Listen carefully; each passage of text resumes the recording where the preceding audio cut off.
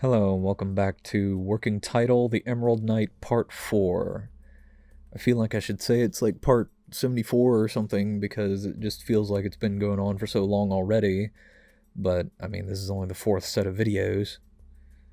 I guess it's because of all the writing I've been doing, all the focus I've been giving it when I sit down to write and, focus outside of it. It's only been about a week or so.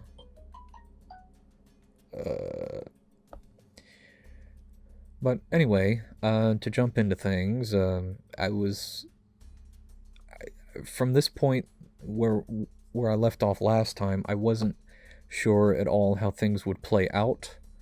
I, certain things I wanted to have happen, but the the little things in between, I wasn't sure how it was going to play out. Like Iranthus and her mother and brother, on their knees, uh, caught by the enemy. I mean, how were things going to play from there? But I think I found something that's pretty satisfactory to me. Uh, there are a lot of moments right here where, like moments like this, where I go back up into parts that I've previously written and not so much change how things happen. I mean, yeah, but not so much change the situation. I change how things happen a little bit, but not so much the situation. That's what I want to avoid when working on this, when working on working title projects, is avoid going back to change the situation. Because that, at least in how I've wanted to set this up, it kind of defeats the purpose, trying to just work on it and progress every time I work on it in the designated time space that I give it. Uh, so the situation hasn't changed, but I added detail, really. Uh, I will try not to do that so much. I did it a lot this time. After I'd finished and looked back at the recording, I'd done it a lot. I found I'd done it a lot, and speeding it up to like 900% would be very. It would be hard to keep track of where in the story I was changing details or adding details. So I had to go back and slow certain parts down, especially when I go back up to a different part in the story prior to the moment right here at the bottom of, the document, whatever. But I need to try to be more aware of that when I do it, because I don't like editing. It gives me less editing to do. I'm not fond of editing. Um, the the captain of I mean, he's like the captain. I mean, or he can be like the general or whatever. Um, it Adding character to him. Like I couldn't I before I sat down to write, I didn't think that just having him do his thing would be so interesting. Just execute people. Gives a little character and maybe a little hint to, oh, there's like, a hint to the bad blood between these two races. This line's kind of funny. When you when you just read it regularly. Uh, but it's not always about what they say, it's just how they say it, you know?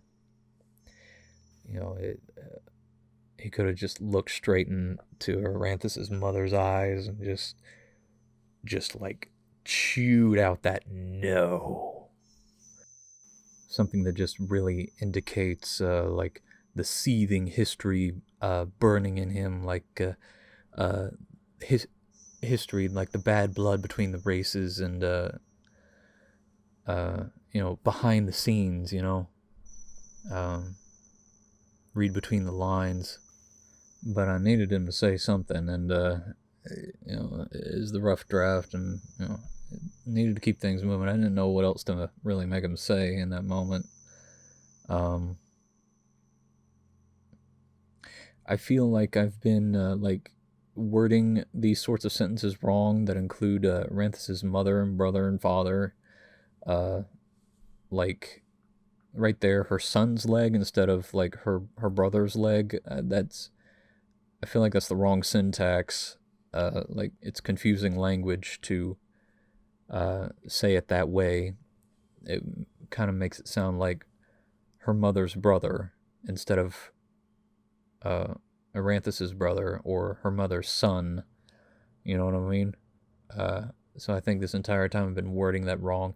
I didn't give them names either, but you know, it just, you know, I like having names come up in like dialogue and stuff, but I don't know. If I revise it, maybe we'll change that. I needed the enemies' helmets open, like open faced, so we can see their faces. I wanted to see their faces. It probably would make more sense to have like a visor or something, or whatever that frontal protection, I think it's called a visor, uh, is called on armor. But I wanted to see his face and you know, have some character, more than just him saying stuff, you know. This moment where I combined the electricity and fire, that was spur of the moment. I struggled so hard to like that moment. I struggled really hard to like describe or communicate like how should I communicate like Aranthus's mother getting stabbed.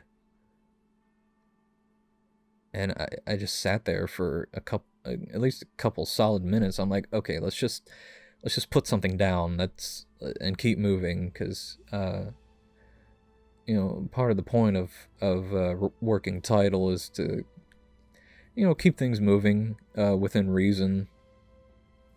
I don't want to be stuck on one sentence for too long. But that moment with the electricity and the fire, and you know, hearkening back to previous moments in this first chapter. We're still in the first chapter. I don't know when to. I mean, I guess I'll have long chapters, because I guess I'll have the next chapter start right after all this business goes down. Anyway, but harkening back to previous moments, I thought it was very good to call back to that stuff and have it come to sort of a head in this one moment of like even bigger tension or detriment. Like in the beginning, it was shock, like, oh, what's going on, and then eventually it becomes anger, because the shock has sort of digested, and now Aranthus was focused on, this is what's happening. I understand what's happening now, and then eventually it got to the point where it was like shock and this is what's happening right now, like combined, I guess.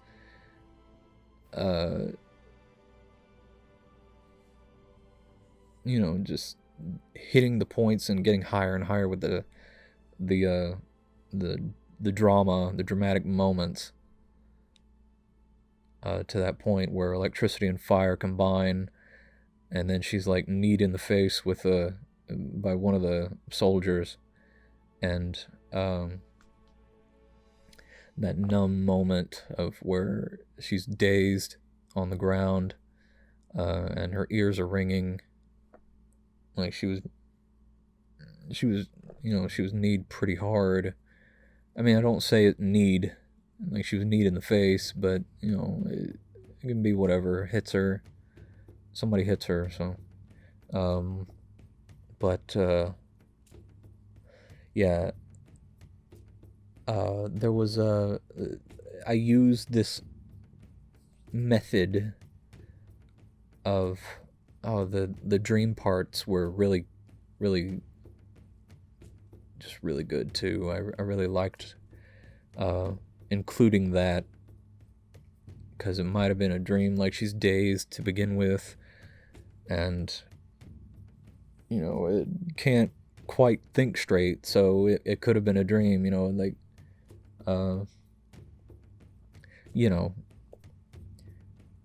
transitioning from like the first line of the story to this moment near the end of chapter 1. I thought that was really nice.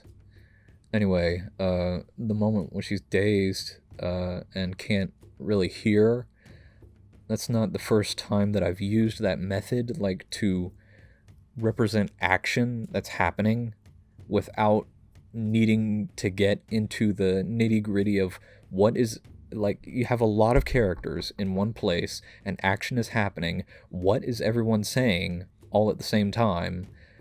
You don't have to deal with that because she can't hear. The character we're following can't hear. All she can really do is just take in information as she can through sight, when she can see whatsoever.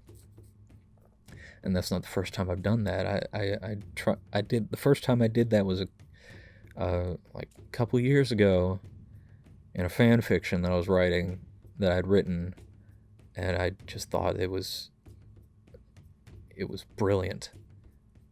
Like, not to brag or anything, but man, I still love that moment to this day. I'm talking about like as if I'd written it 10 years ago.